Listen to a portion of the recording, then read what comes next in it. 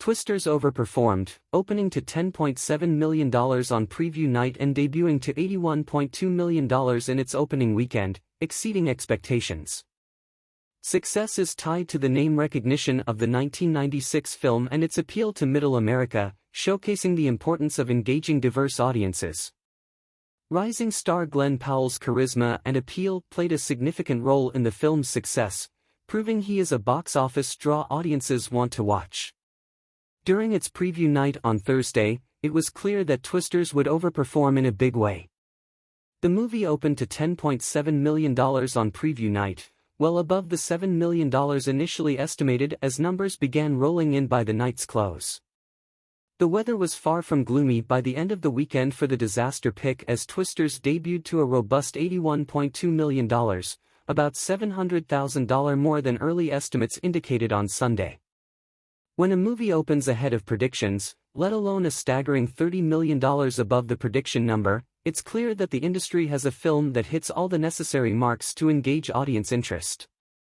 Several factors pushed Twisters into this territory, adding to a perfect storm of box office success. For a moment, let's go back to 1996.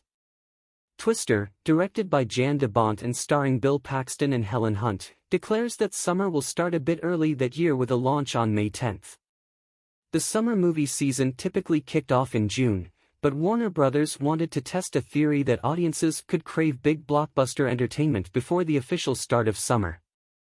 The studio turned out to be very right as Twister opened to $41.1 million and had terrific legs throughout the summer, leading to a domestic gross of $241.7 million and a worldwide total of $495.7 million. The movie became the second highest-grossing film of 1996, behind only Independence Day, and ushered in a new wave of disaster films.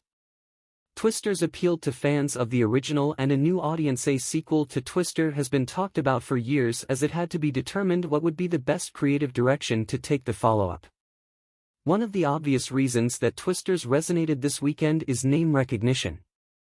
Even though the leads of the film, Glen Powell and Daisy Edgar Jones, as well as director Lee Isaac Chung, have stressed that the film isn't so much a sequel or reboot and is very much its own thing, some of the movie's marketing didn't hide its tangible connections to the 1996 film.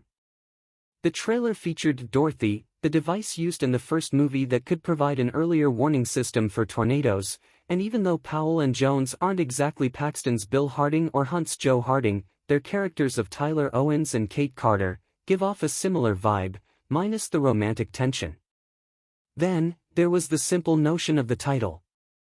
Simply adding an S was a clever way to hint at its sequel's sensibilities without directly falling into place as one by just calling it Twister 2. Universal Pictures, which took over domestic distribution from Warner Brothers while the latter focused on the international rollout, understood the importance of making the audience familiar with the 1996 film feel as if it could be some kind of continuation while also tapping into a new audience that would be discovering the brand for the first time. Appealing to Middle America also propelled Twisters in a big way. One would think that locations typically ravaged by tornadoes would not want to see a film showcasing that destruction, but these areas turned out to be some of the film's biggest box office turnouts. One of Twister's biggest grossing cities of the weekend was Oklahoma City, a place that is no stranger to this weather phenomenon. The success of the film proves that the box office isn't just determined by Los Angeles, New York, or Chicago. There are quadrants across the U.S. that are also starved for a fun summer movie, and Twisters showcase the importance of giving moviegoers a film that appeals to anyone everywhere, even in smaller cities that aren't always recognized in terms of box office. Having an Arkansas native, Lee Isaac Chung, helm the film was an added touch that allowed the movie to speak to the audience. He understands Middle America, and he was able to craft a movie that was true and honest to the area. What was clear from the first marketing materials released for Twisters was that the studio was selling the film as a big, old-fashioned summer movie that took it back to the sensibilities of the summer movies that were emerging when Twister was released in 1996. We live in a world where media coverage of real-life events is so polarizing and paralyzing that audiences crave a fun movie trip. Twisters was marketed in that notion, and the cast pushed this narrative throughout their impressive press junket. Not only was the movie intended to be fun, but the actors clearly had fun promoting the movie, doing things like playing Twister as one of the junket activities and doing fun viral dance videos on TikTok. Twisters was a film void of politics, even avoiding discussing climate change in a plot with weather at the forefront.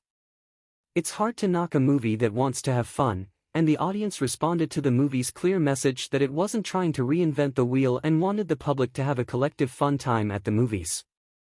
Glen Powell has become a box office draw. Even though the main attraction was likely the CGI tornadoes, there is no denying that rising star Glen Powell contributed a great deal to the film's success.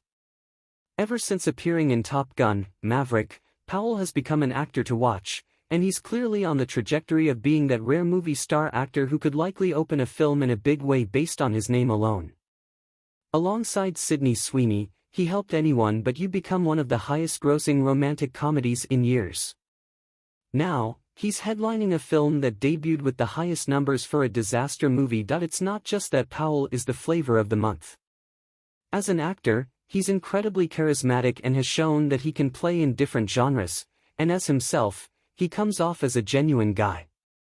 From how politely he treats his co-stars, to bringing along his parents on his press tours, something he did for much of the Twisters press, to adopting the dog Brisket that was featured in the film and bringing the adorable pup along for press, Powell has sold himself well. Twisters proves that he's a box office draw and an actor that the audience wants to watch. Universal Pictures was confident in Twisters. The studio also showed confidence in Twisters by launching in July, just a week before the upcoming box office behemoth Deadpool and Wolverine. They could have opened the film in May, similar to the 1996 film, but Universal knew they had a surefire box office hit on their hands. Moviegoers are smart and can tell when a studio is confident in a release or unsure how it will be received. The audience could tell the studio knew what they had with Twisters, and they responded. Given the film's A-cinema score from opening day moviegoers, which matched the A- of the 1996 movie, Twisters will likely have decent legs in the weeks ahead, even with Deadpool and Wolverine arriving. There is no reason why these two films can't coexist, and both make a killing at the box office. With all the doom and gloom that dominated the media coverage regarding how the summer box office started this year, it's great to see how it has all rebounded in the last few weeks. Twisters is yet another example of moviegoers going to the movies to see a film they're excited about. Twisters managed to appeal to a wide range of demographics and did so by remembering that, first and foremost, movies should be fun and provide a sweet escape from real-world issues. The weather might be brutal in Twisters, but the joy the movie provides is far more palpable than any storm. Twisters is now playing in theaters nationwide.